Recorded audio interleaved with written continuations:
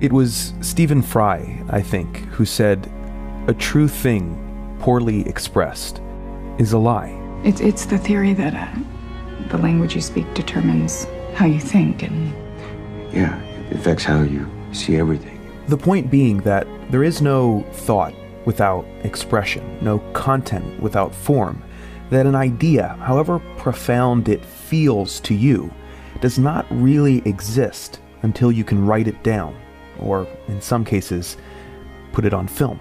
To watch Denis Villeneuve's Arrival is to watch a filmmaker in command of the language his ideas presuppose, which is to say that he has a firm grasp on craft. I can't really tell you how soothing this is for me as a filmgoer, to feel that I'm in the hands of someone who knows why the film is constructed the way it is.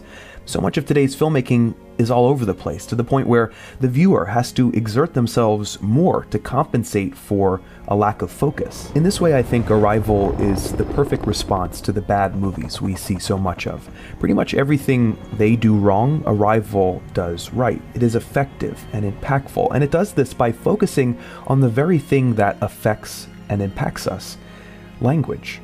But I think Arrival is just as concerned with the language of film as it is with written or spoken or alien language.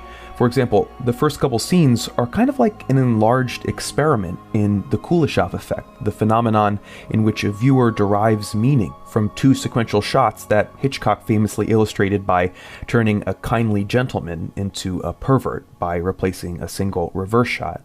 Villeneuve does the same thing in Arrival, but on the scene level. The first scene is a montage of the birth and young death of Amy Adams' daughter. The second scene is Adams coming to teach at her school on the day of the aliens' arrival.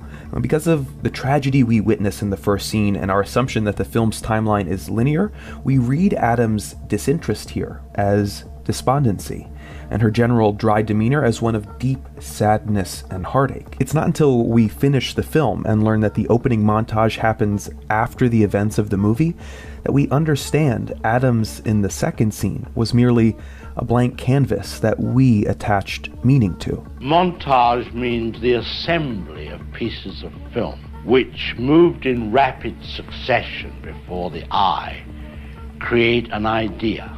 What separates Villeneuve from many other filmmakers is his ability to generate ideas with cinematic craft, then on another level mingle those ideas, collide and blend them to create a higher order of meaning.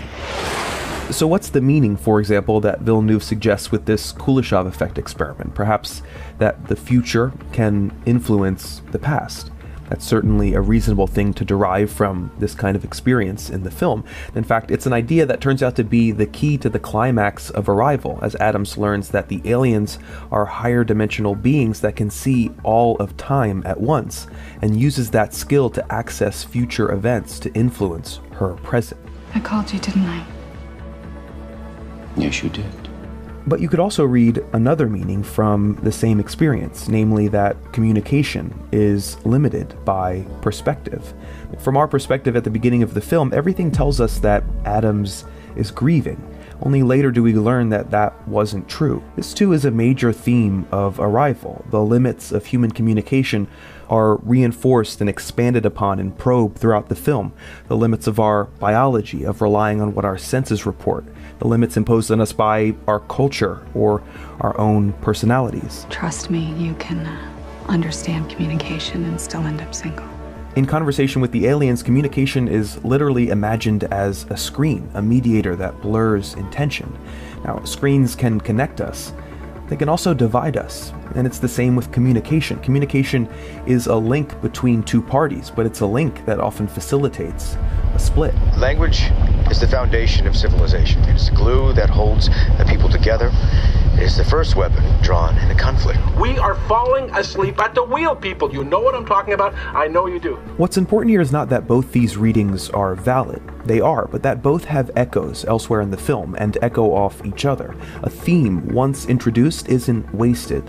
The alien language is circular, so the film is too. The difficulty of cooperation in the small group at the Montana site echoes the difficulty of cooperation between nations. Louise's understanding of her displacement in time happens simultaneously with the audience's realization that the events depicted aren't linear. Non-zero sum game. Every theme is filtered through other moments and characters and eventually other themes until it starts to feel like something solid. You start to think, what is the relationship between language and time? Maybe it's that the mind is not a thing but a process, language happening in time, just like film is communication occurring in time. Ни одно из искусств не может зафиксировать время, кроме кино. По существу, что такое фильм? Это мозаика из времени. So much of Arrival seems to be about the possibility of meaning in film. What is it? Where does it come from? I think Villeneuve imagines it as an alien spacecraft, mysterious, obscure, an expression that's not quite written or spoken language and so always difficult to decipher. It's something, when bored out of craft and character and story, is always hovering over the film. It's always in the background, seen from different angles, impossible to avoid. Arrival isn't just a repudiation of bad movies because it leads by example. It's also, I think, an active exploration into what makes a movie great. It explores the kind of unique perspective that a film can gift to the filmgoer, like a language gifted by aliens, and what kind of brand new world that perspective allows us to see.